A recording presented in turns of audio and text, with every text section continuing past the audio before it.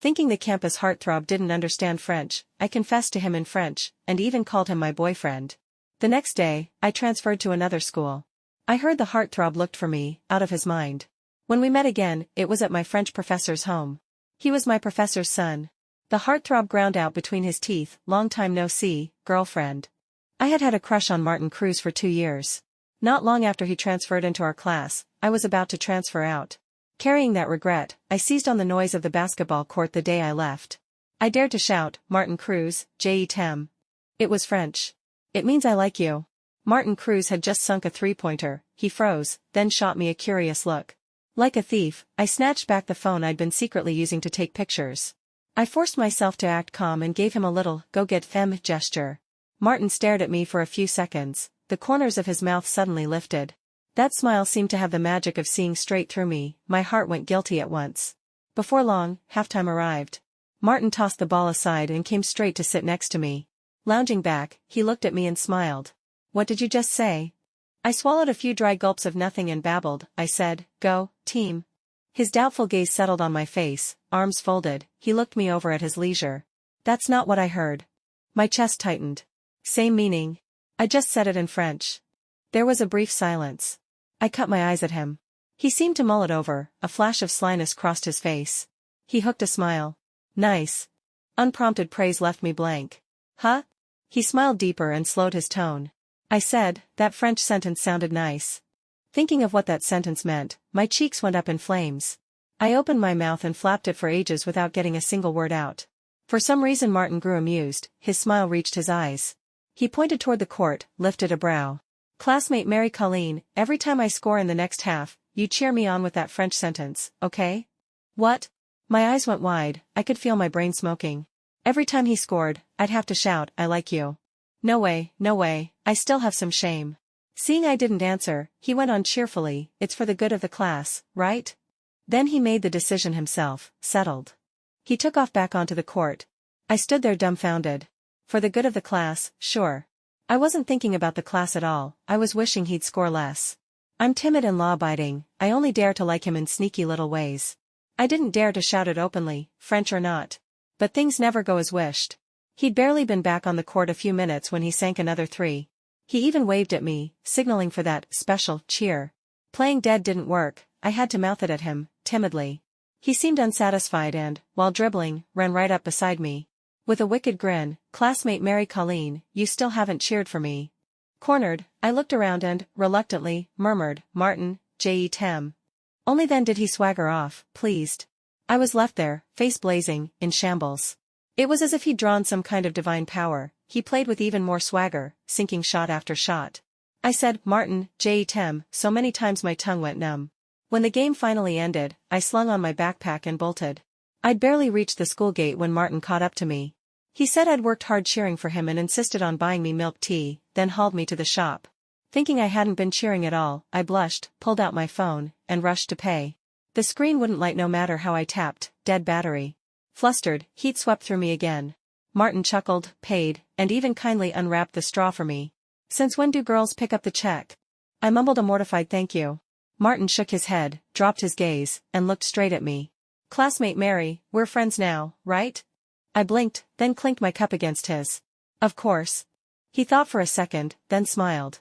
"So how do you say boy and girl friend in French?" "Boy and girlfriend? As in boyfriend and girlfriend?" I bit a tapioca pearl and blurted, "Girlfriend is petite Amy. Boyfriend is petit ami." "Oh." He looked as if he'd just grasped a great truth, dropped the smile, and asked earnestly, "So you're my petite Amy, and I'm your petit ami, right?" A pearl went down the wrong pipe. I hacked so hard I nearly died. That's not what we were, yet. Those are what people in a relationship call each other. We were just ordinary friends. I was about to correct him when a wicked thought flashed through me. He doesn't understand anyway. Why not indulge the little secret I can't say out loud? Ignoring the temple drum pounding in my chest, I nodded. Out of the corner of my eye I saw Martin's eyes bend into crescents. Triumph bloomed on his face, as if something monumental had happened. I swallowed my shyness and smiled too. Early autumn wind whooshed by, even the air smelled sweetly of osmanthus. Under the trees by the bus stop, two wind-filled school uniform shadows stretched long in the afterglow. Watching the way Martin's hair brushed into my shadow now and then, my heart galloped. As if remembering something, Martin took a notebook from his backpack and handed it to me. Just some notes I jotted down.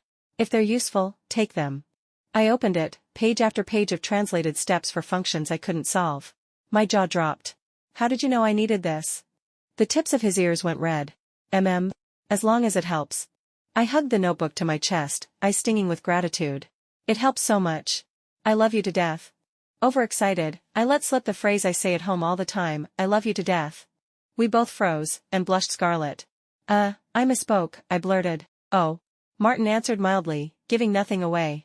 But when he turned his face toward me and smiled, I could have sworn there was a hint of fondness there. By the time half the clouds were burning orange, my bus home pulled up. Martin walked me onto the bus. I sat by the window to say goodbye. He waved. See you Monday, petite Amy. See you Monday, girlfriend. I pressed down on the heart that was about to leap out of my chest, so nervous I didn't even know where to look. Remembering that he couldn't understand anyway, I forced myself to nod with feigned composure. Oh. Okay. Martin looked delighted, the smile never left his mouth. Honestly, I was too. As the bus pulled away, I could no longer hide my giddiness. Out of his line of sight, I grinned like an idiot. By the time it hit me that we might not see each other on Monday after all, the bus was already far down the road.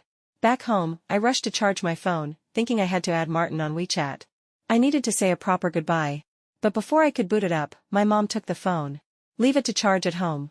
Your aunt's seeing us off, let's go eat first. Reluctantly, I trailed after Mom to the restaurant. My parents have always worked abroad. I grew up with my grandparents on both sides. Now that Mom could transfer back to take care of me, everyone was thrilled.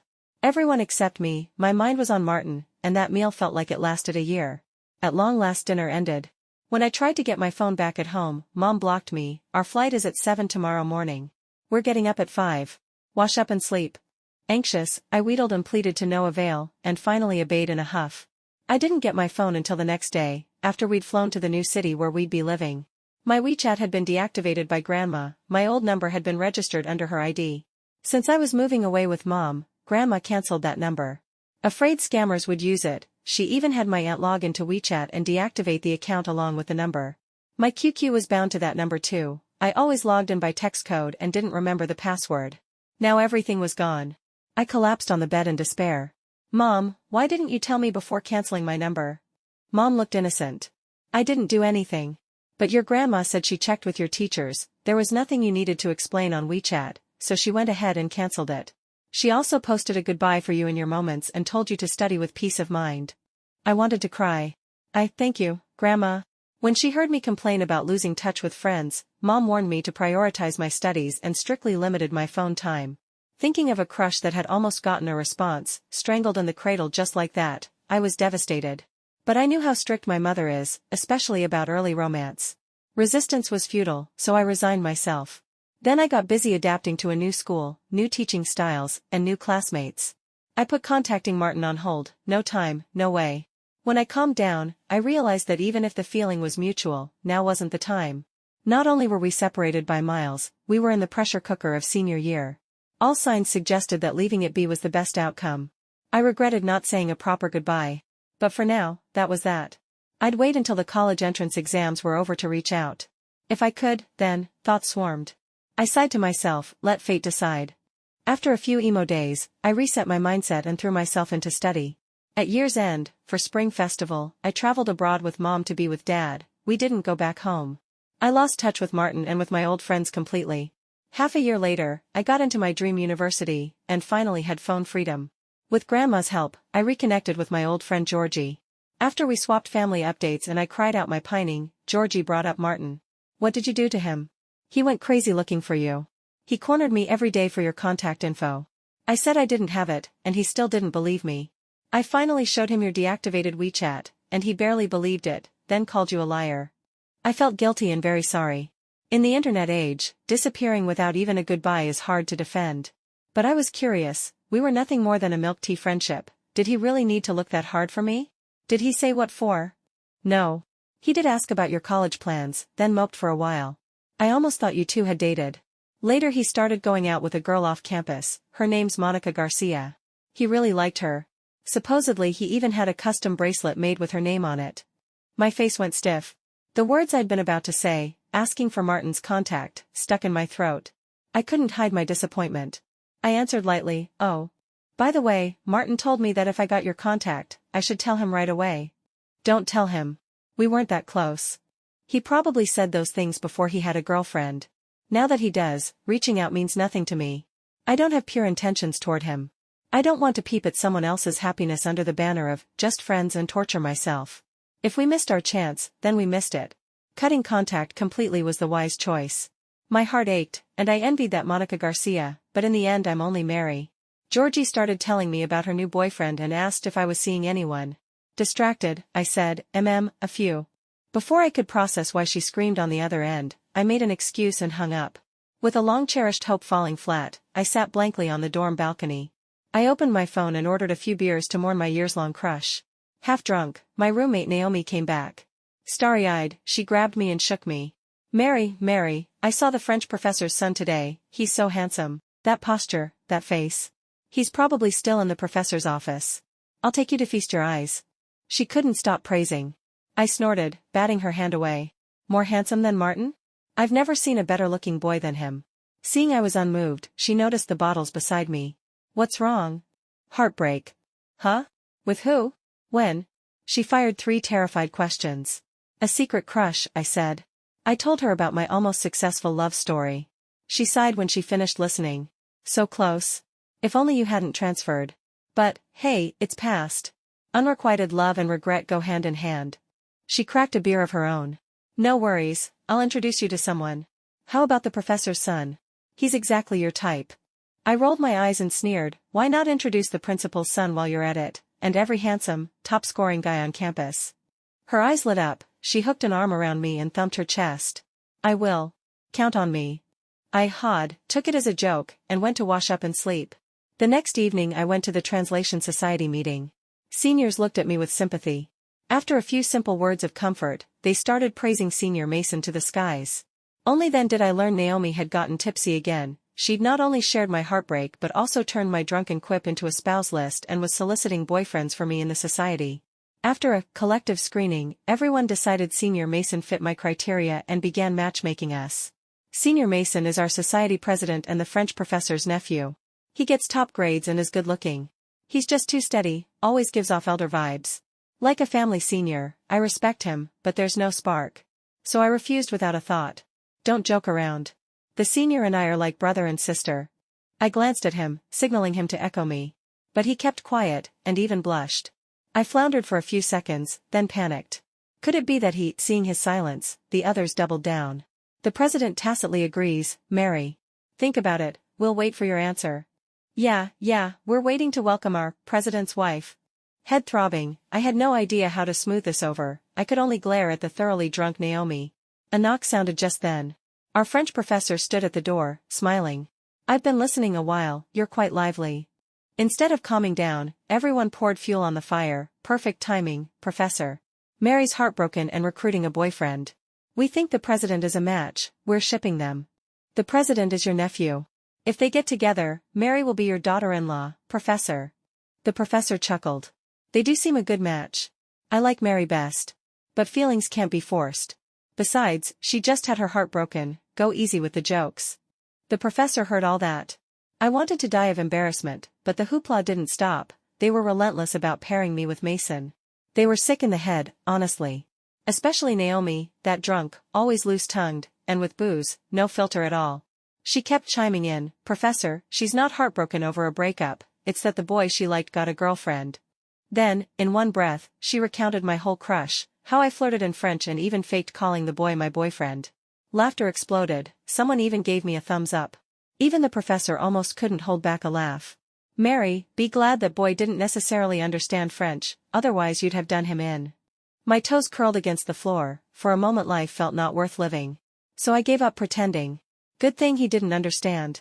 If we'd clearly liked each other and still missed our chance because the timing was wrong, I'd regret it to death. The professor patted my shoulder in comfort. If you missed each other, then it wasn't meant to be. Our Mary is excellent, you'll meet someone better. It's he who lacked the blessing. Truth is, I'm the one who lacked the blessing, he was really, really good. People joked around a while longer. Out of respect for the professor's business, we finally settled into a brief hush. Turns out the professor had called a meeting because a friend's book needed translating. She wanted to see if we'd take the job. It was a great opportunity, not only to hone our learning, but to earn a stipend. Everyone eagerly agreed. Once the scope was set, the professor left. The bored ones cracked a few more pointless jokes about me and Senior Mason, then dispersed. I hated this deranged little world that had landed me with people who knew no boundaries. In the end I vented it all on Naomi. After she treated me to hot pot several times in apology and swore off drinking, I grudgingly let it go. The Translation Society got busy. In our downtime, though, some still shipped me and Senior Mason. Others even started a pool on when he'd win me over. I was speechless, and I'd tried to shut it down, to no effect. For his part, Senior Mason never crossed any lines, he didn't act like he liked me. That reassured me, and I ignored the rest. Before long, the translation was halfway done. The professor's friend invited us to a weekend retreat to discuss some choices about sound-to-text renderings. But the weather turned, it rained that weekend. We decided to gather at the professor's villa for a meal. In her rush to feast her eyes on the professor's handsome son again, Naomi bolted there first. I went to buy ingredients with a few upper-class women and arrived late. As soon as we stepped into the courtyard, we heard laughter and teasing from afar. Closer in, it was the peanut gallery grilling Senior Mason about whether he liked me, even razzying him for being a wimp. "Senior, do you like Mary or not? Every time we see you, you stay 3 meters away from her." "Yeah, just spit it out already. What's a big man got to be afraid of?"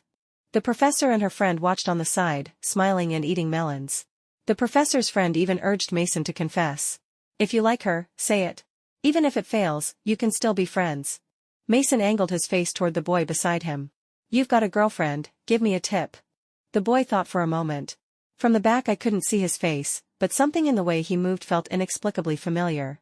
Someone noticed we'd returned and took the groceries from our hands. Naomi dragged me into the crowd. Pointing at the boy next to Mason, she introduced him. "Look, this is the professor's super handsome son I told you about."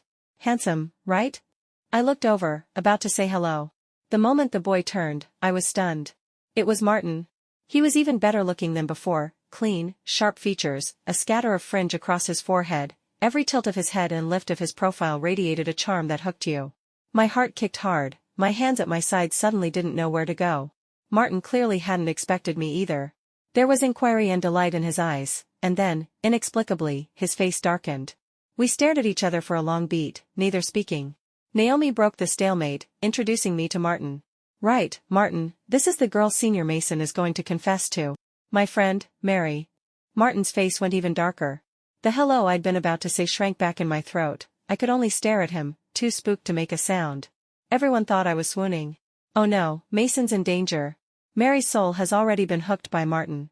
Mary's more gone than any of us, she looks a little incurable. "Mary, snap out of it. Martin has a girlfriend." Of course I knew he had a girlfriend, and that her name was Monica. After a long silence, Martin nodded. I have a girlfriend." I'd already known, but hearing him admit it himself still punched my heart. And then, the very next second, he pushed through the crowd and stopped in front of me, lowering his head to stare straight into me for a long time. Long enough to rattle me. Only then did he speak, slowly. "So, long time no see, girl-friend." "What?" The room exploded. I was dumbstruck, staring at him in disbelief. Every face in the house was written with confusion. Did Martin just call Mary his girlfriend? What's going on? Did I hear that right? You two know each other? All eyes bounced between me and Martin. Especially when they looked at me, they were dying for an answer. I came to and explained, we were high school classmates. Shock all around, followed by greater confusion. "If you were classmates, why did you look like that just now, like you barely knew each other?" I didn't know how to explain. I'd been too cowed by the wrath rolling off Martin to speak. Martin didn't answer, that handsome face was full of grievance. "Just classmates? Wasn't that right?" His question muddied me. "What else would we be?" He let out a disbelieving laugh. "You sure? You don't have anything you want to say to me?" Remembering he had a girlfriend, I forced a smile. "Wishing you happiness." Martin's face dropped again. "You really know how to piss a guy off, Mary. Weren't you the one who shouted, 'Martin, J.E.Tem'? Weren't you the one who said we were Petite Amy and Petit Ami?" I was slow on the uptake, then it hit me. Right. He's my French professor's son. How would he not understand French? So he'd understood all my nonsense back then. My face started to burn. He kept pressing. "I hear you're my mom's proudest student. Then tell me, what do Petite Amy and Petit Ami mean?" He knew perfectly well, but I was the one in the wrong. Mortified, I answered, "Girlfriend and boyfriend." "And J.E.Tem? I like you." Martin seemed satisfied. The corners of his mouth lifted, his voice went soft. Je t'aime aussi. Translation, I like you too. I was stunned stupid. Sweat beaded at my temples, my head hummed. After a simple mental sort, I reached a conclusion: he was here to get back at me. Otherwise, why would a guy with a girlfriend say such weird things to me? What do you mean? The literal meaning. I didn't buy it. You're trying to pay me back, aren't you? Martin looked at me like I was an idiot, and furious besides. Unbelievable. Fine, how exactly do you want me to prove it? I thought of the girl named Monica. But you obviously have a girlfriend. He was beyond exasperated.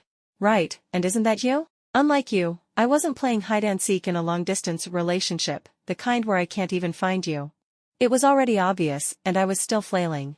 But Georgie said your girlfriend is named Monica. He rubbed the bridge of his nose, pulled out a bracelet, and pointed to the letters engraved on it. MCMC, sounded out properly. Is it Monica, or Mary? Even an idiot would know it was Mary. Shock, joy, and pure social death flooded me. I still didn't quite dare believe. Then why didn't you say anything back then if you understood? Martin sighed helplessly. I wanted to surprise you. Who knew it would turn into a jump scare? Turns out after my confession that day, Martin had a couple's bracelet custom made, planning to make it official on Monday. Then I disappeared. Almost drove him mad. Later, someone noticed the bracelet letters and spread MC as Monica. He couldn't be bothered to explain. That's how the rumor started. The melon eaters around us finally pieced it together. So Martin was the secret crush Mary was flirting with back then? Exactly, and Mary even got jealous of herself. Martin was helping his cousin chase his own girlfriend. Damn, we were just consoling Mary like we were all in the same boat. My face hurts. Ha ha ha. Naomi doubled over, clutching her belly. I pity those beers you drowned, they took blame they didn't deserve. Even the professor and her friend were laughing till they couldn't close their mouths. Humiliation was my whole vibe tonight. I had nothing left to say. Whatever, if I don't get embarrassed, someone else will. The professor took my hand, beaming. Wonderful. I really do adore you, Mary. From now on, Martin's under your supervision. Thank you for your hard work. I went scarlet and, like a fool, said, it's not hard at all. Which set everyone off again. Only after the laughter faded did anyone remember Senior Mason. Martin in particular, through gritted teeth, cousin, what was it you said you were going to do just now? Mason rubbed his ear, tactful to a fault. I didn't say anything. Didn't plan to do anything either. You misheard. The crowd chimed right in. Right, we didn't say anything.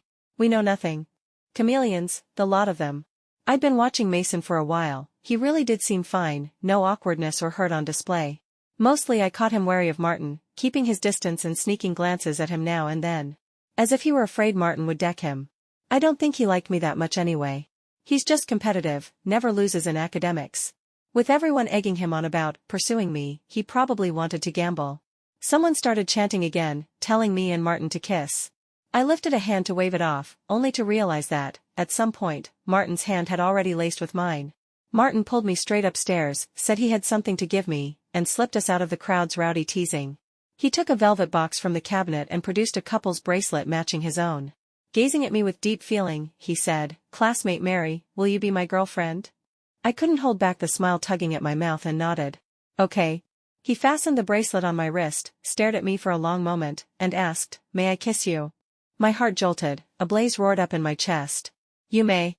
I said it, all shy, and closed my eyes. A cool touch fell on the back of my hand. His kiss had landed there. Serves me right for hoping. I pretended to be mad, lifted my foot to leave, too lazy to wait for him. I hadn't even stepped through the door before he hauled me back. "What are you mad about? We haven't even started." He kissed me for a long, long time. I felt like I was about to pass out before he finally let me go. "Horse," he said, "no more, you'll miss dinner. Let's go eat first." He was so strange. At the table, everyone clearly wasn't done with teasing me and Martin. "When did you two start liking each other? Tell us who fell first." I jumped in. Definitely me. I still remember, it was my birthday, but I couldn't get through to Mom and Dad for days. After evening study hall, I hid in the corridor outside the classroom and cried by myself. I don't know how long Martin had been watching from upstairs. He came down, pointed at the little cartoon cake in my hand, and made a show of swallowing. "Can I have a bite? I'm a little hungry." I wiped my tears and gave him the whole cake. He took it, split it in half, and handed one half back. We share.